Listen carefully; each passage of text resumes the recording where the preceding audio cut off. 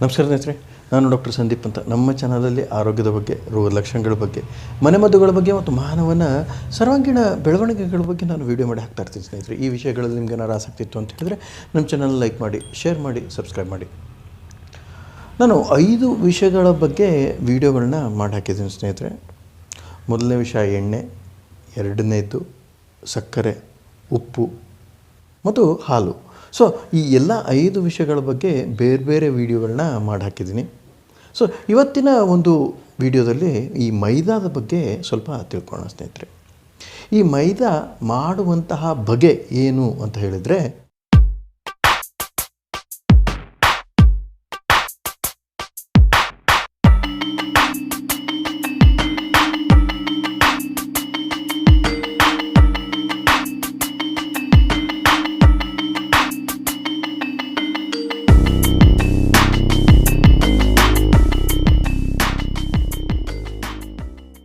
ನಾವು ಉಪಯೋಗಿಸ್ತಕ್ಕಂಥ ಗೋಧಿ ಹಿಟ್ಟು ಅಂತ ನಾವೇನು ಹೇಳ್ತೀವಿ, ಇದನ್ನು ಕೊಳಸಿ ಮಾಡ್ತಕ್ಕಂಥದ್ದೇ ಮೈದಾ.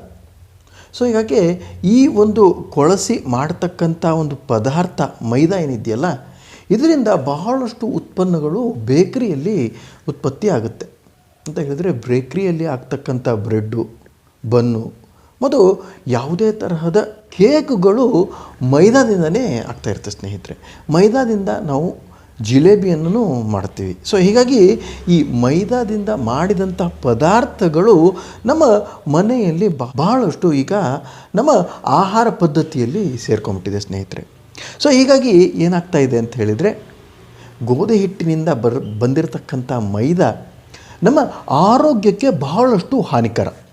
ಯಾಕೆ ಅಂತ ಹೇಳಿದರೆ, ಈ ಒಂದು ಮೈದಾ ನಮ್ಮ ಜೀರ್ಣಾಂಗದಲ್ಲಿ ಹೋಗಿ ಇದನ್ನು ಜೀರ್ಣಿಸುವಂತಹ ಶಕ್ತಿ ನಮ್ಮ ಜೀರ್ಣಾಂಗಕ್ಕೆ ಬಹಳಷ್ಟು ಕಡಿಮೆ ಇದೆ ಅಂತ ನನಗೆ ತಿಳಿಸ್ತಾ ಇದ್ದೀನಿ ಸ್ನೇಹಿತರೆ. ಯಾಕೆ ಅಂತ ಹೇಳಿದರೆ, ಈ ಮೈದಾ ಅನ್ನುವ ಒಂದು ಪದಾರ್ಥ ಏನಿದೆಯಲ್ಲ, ಈ ಪದಾರ್ಥ ನಮ್ಮ ಜೀರ್ಣಾಂಗದಲ್ಲಿ ಹೋಗಿ ಪಚನವಾಗುವ ಕ್ರಿಯೆಯಲ್ಲಿ ಅಡೆತಡೆಗಳನ್ನು ಉಂಟು ಮಾಡುತ್ತೆ ಸ್ನೇಹಿತರೆ. ಸೊ ಹೀಗಾಗಿ ಈ ಮೈದಾ ತಿಂದ ಮೇಲೆ ಎಲ್ಲರಿಗೂ ಸಹ ಹೊಟ್ಟೆ ನೋವು ಅಥವಾ ಹೊಟ್ಟೆಯಲ್ಲಿ ಗ್ಯಾಸ್ ಆಗುವುದು, ಹೊಟ್ಟೆಯಲ್ಲಿ ಬಹಳಷ್ಟು ತೊಂದರೆಗಳು ಕಂಡುಬರೋದು ಸರ್ವೇಸಾಮಾನ್ಯ ಸ್ನೇಹಿತರೆ.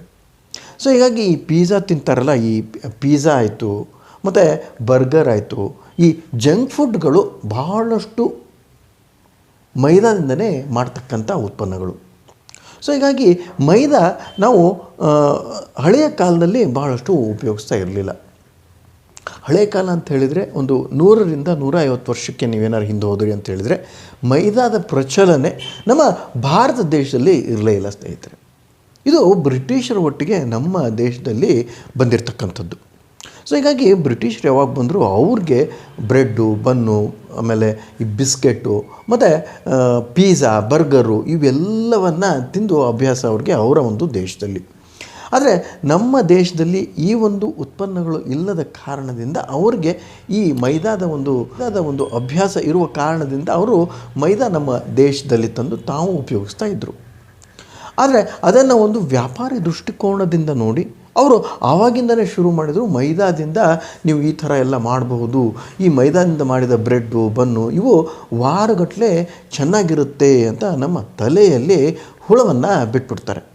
ಸೊ ಈ ಒಂದು ಕಾರಣದಿಂದ ನಮ್ಮ ಬುದ್ಧಿವಂತರು ಮತ್ತು ಬುದ್ಧಿಮಾಂದ್ಯರು ಎರಡೂ ಈ ಒಂದು ವಿಷಯಗಳನ್ನು ಕೇಳಿ ಇದು ಸರಿ ಹೌದಾ ಅಂತ ಅಂದ್ಕೊಂಬಿಟ್ಟು ಬ್ರೆಡ್ಡು, ಬನ್ನು, ಬಿಸ್ಕೆಟ್ಟು ಹೀಗೆ ಹಲವಾರು ಪದಾರ್ಥಗಳನ್ನು ಸೇವಿಸಲಿಕ್ಕೆ ಶುರು ಮಾಡಿಬಿಟ್ರು ನಮ್ಮ ಜನರು.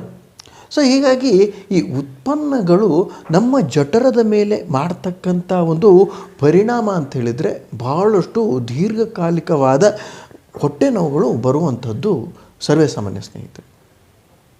ಇದು ನಮ್ಮ ಆಯುರ್ವೇದ ಶಾಸ್ತ್ರದಲ್ಲೂ ಸಹ ಇದರ ಒಂದು ಉಲ್ಲೇಖ ಇದೆ.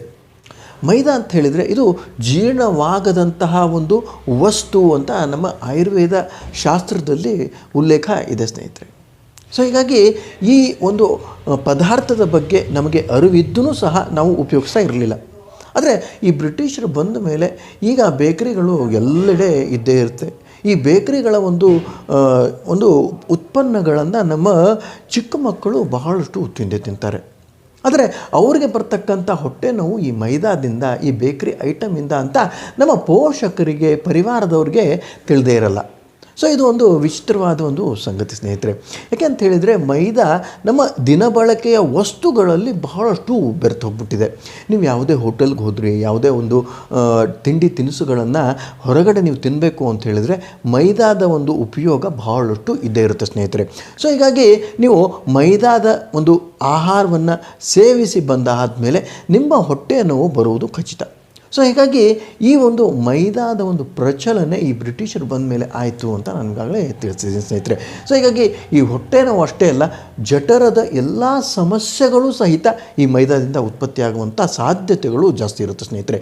ಯಾಕೆ ಅಂತ ಹೇಳಿದರೆ ಈ ಮೈದಾ ಏನಾದರೂ ನಮ್ಮ ಜಠರಕ್ಕೆ ಸೇರಿತು ಅಂತ ಹೇಳಿದರೆ ಪೆರಿಸ್ಟಾಲ್ಸಿಸ್ ಮೂಮೆಂಟ್ ಅಂತ ನಾವು ಹೇಳ್ತೀವಿ, ಅಂದರೆ ಬೋವೆಲ್ ಮೂಮೆಂಟ್ಸ್ ಅಂತ ಹೇಳ್ತೀವಿ. ನಮ್ಮ ಕರುಳುಗಳ ಚಲನವಲನೆಗೆ ಬೋವಲ್ ಮೂಮೆಂಟ್ಸ್ ಅಂತಲೂ ನಾವು ಹೇಳ್ತೀವಿ. ಈ ಬೋವಲ್ ಮೂಮೆಂಟ್ಸ್ನ ಬಹಳಷ್ಟು ಕಡಿಮೆ ಮಾಡುವಂಥ ಒಂದು ಶಕ್ತಿ ಈ ಮೈದಾಗೆ ಇರುತ್ತೆ ಸ್ನೇಹಿತರೆ. ಸೊ ಹೀಗಾಗಿ ಹೊಟ್ಟೆ ನೋವು ಇದೇ ಕಾರಣದಿಂದ ಬರುತ್ತೆ.